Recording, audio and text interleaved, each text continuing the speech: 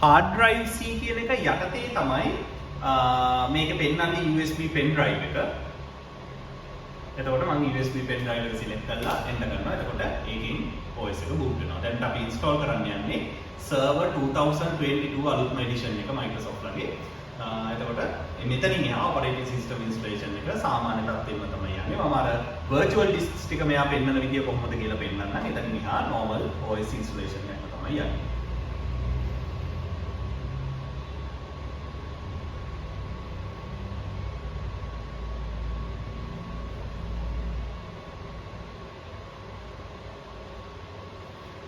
Okay, එතකොට මේක මම language ඒ දේවල් select කරලා keyboard select කරලා next කරනවා install now. දැන් තමයි අපිට hard disks ටික පෙන්වන්නේ කොහොමද install කරන්න කියන එක.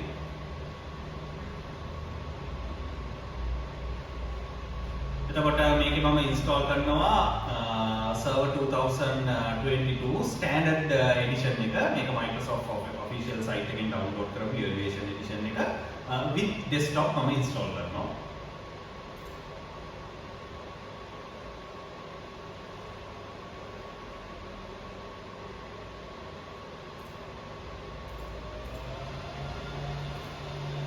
මේකේ දැන් මේකේ මට පෙන්නන්නේ අර දැන් මම මේකේ තියෙන ටික මොකද අර කලින් තිබ්බ එකේ කෑෂ් එකක් මේකේ තියෙන්න පුළුවන්. ඒක නිසා මම මේ තියෙන දේවල් ඔක්කොම delete කරලා දෙන්නම්.